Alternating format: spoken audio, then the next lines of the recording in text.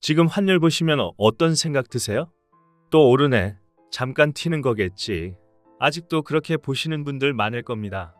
그런데 저는 이 흐름, 이제는 그냥 변동성이라고 부르기엔 너무 멀리 왔다고 봅니다. 안녕하세요. 월치부입니다. 작년 말 기억하시죠? 외환당국이 돈으로 환율을 찍어 눌렀습니다. 1430원대까지 억지로 끌어내렸습니다. 그때 많은 분들이 안심했습니다. 봐라, 결국 정부가 막잖아. 결과는 어떻습니까? 불과 몇 주 만에 다시 1460원 근처입니다. 돈 써서 만든 하락은 돈이 멈추는 순간 바로 되돌아옵니다. 며칠 전 기사 하나 나왔죠. 한국은행 외환보유액 감소. IMF 이후 처음이라는 표현까지 붙었습니다.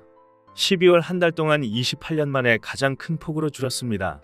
이게 왜 중요하냐면 외환보유액이라는 건 나라가 마지막으로 버틸 수 있는 방어 체력입니다. 그 체력이 줄었다는 건 실수할 수 있는 여지가 줄었다는 뜻입니다. 보도 자료를 뜯어보면 더 심각합니다. 외환보유액이 늘어 보인 이유, 전부 착시입니다.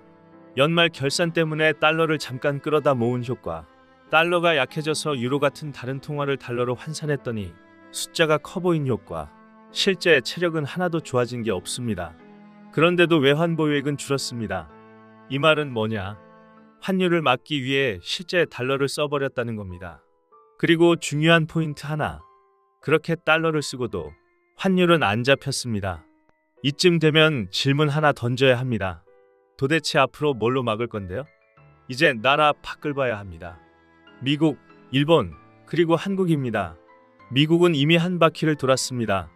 코로나 이후 금리를 5% 넘게 올렸고 지금은 내리는 구간입니다. 미국은 선택지가 있습니다. 경기 나쁘면 더 내릴 수 있습니다. 일본은 완전히 다른 방향입니다. 30년 만에 금리를 올리고 있고 앞으로도 올릴 가능성이 큽니다. 숫자는 작아 보여도 전 세계 유동성의 바닥이 올라가고 있다는 게 핵심입니다. 캐리 트레이드는 천천히, 하지만 분명히 청산되는 방향입니다. 이건 유동성이 줄어든다는 뜻이고 위험 자산에는 절대 좋은 환경이 아닙니다.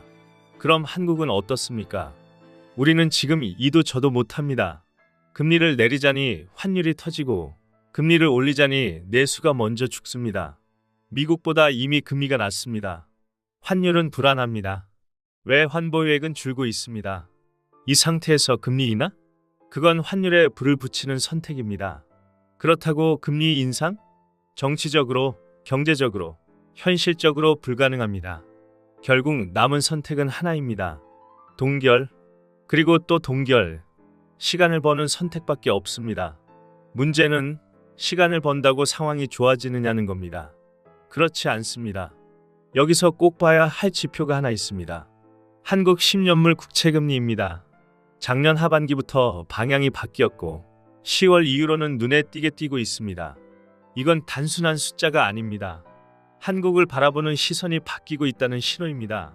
국채금리가 오른다는 건 누군가 한국 국채를 팔고 있다는 뜻입니다. 미래가 불안하다고 판단했다는 겁니다. 이 금리가 더 오르면 정부는 돈을 빌리는 것 자체가 부담이 됩니다. 조달 비용이 감당이 안 됩니다. 그래서 무슨 얘기가 나옵니까? 군 예산, 건강보험, 재정 이야기들이 슬금슬금 나옵니다. 환율은 막아야 하니까 외환보유액을 쓰고 재정은 빡빡해지고 금리는 묶여있고 이게 지금 한국의 위치입니다. 제가 오늘 이런 말씀을 드리는 이유는 간단합니다. 공포를 팔고 싶어서가 아닙니다. 지금 이 구조를 모르고 있으면 대응 자체를 못하기 때문입니다. 지금 당장 시장이 무너진다고 말하지 않겠습니다. 하지만 분명한 건 위험 신호는 이미 여러 군데에서 동시에 켜지고 있다는 겁니다. 환율, 외환보유액, 국채금리, 이 세 가지가 동시에 불편해지기 시작하면 그건 우연이 아닙니다. 아무 일도 안 일어나길 바랍니다. 정말로 그렇길 바랍니다. 하지만 만약을 대비하지 않은 낙관은 항상 가장 비싼 대가를 치르게 됩니다. 아까 말씀드린 이야기들, 환율, 외환보유액, 금리, 국채, 이걸 다 듣고 나면 이런 생각 드실 겁니다. 그래서 우리는 뭘 하라는 거야? 이어서 말씀드릴게요. 지금 이 나라에서 개인이 살아남는 법에 대한 이야기입니다. 먼저 분명히 하고 갈 게 있습니다. 이건 애국심의 문제가 아닙니다. 정치 성향의 문제도 아닙니다. 부자가 되느냐 마느냐의 문제도 아닙니다.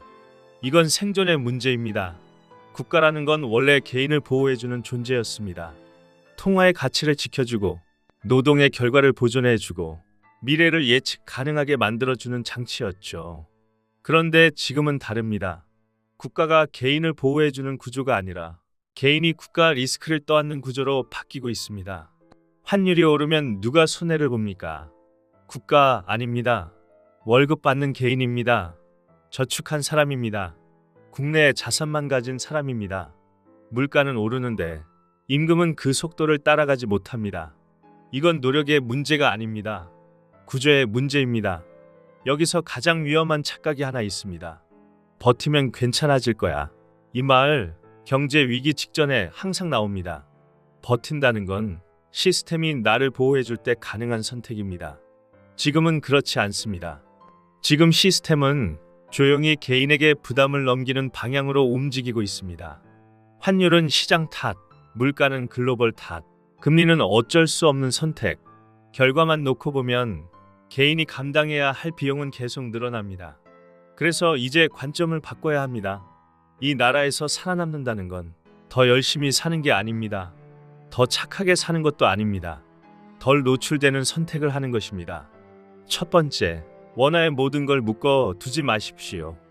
원화는 이제 저축 수단이 아니라 결제 수단에 가깝습니다. 시간이 지날수록 가치가 유지되는 돈이 아니라 소모되는 돈이 되어가고 있습니다. 이건 감정이 아니라 지표가 말해주고 있습니다. 두 번째, 내 노동소득만으로는 방어가 안 된다는 사실을 인정해야 합니다. 아무리 성실해도 아무리 오래 일해도 통화 가치가 흔들리면 그 노력은 그대로 증발할 수 있습니다. 그래서 자산이라는 개념이 탐욕이 아니라 방어 수단이 된 겁니다.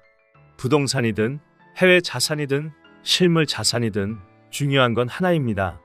내 인생이 하나의 통화, 하나의 정책, 하나의 나라에 전부 묶여있지 않게 만드는 것.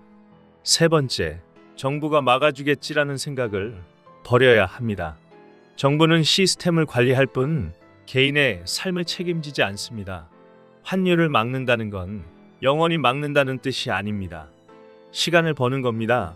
그 시간 동안 누군가는 준비하고 누군가는 아무 일 없는 척 살다가 나중에 가장 큰 충격을 받습니다. 그리고 마지막으로 이게 가장 불편한 이야기일 수 있습니다. 이 나라에서 살아남는다는 건 이 나라가 무너지길 바라지 않는 것과 아무 상관이 없습니다. 준비하는 사람은 도망치는 사람이 아닙니다. 현실을 인정한 사람입니다. 아무 일도 안 일어나면 그게 가장 좋습니다. 그럼 준비한 사람만 조금 손해보면 됩니다. 하지만 일이 생겼는데 준비가 안 돼 있으면 그 대가는 인생 전체로 돌아옵니다. 오늘 결론은 딱 하나입니다. 겁먹으라는 게 아닙니다. 하지만 편하게 믿지도 마십시오. 국가를 믿기 전에, 정책을 믿기 전에 내 인생이 어떤 구조 위에 놓여 있는지부터 차분하게 보셔야 합니다. 그게 지금 이 나라에서 개인이 살아남는 유일한 출발점입니다. 감사합니다. 월치부였어요.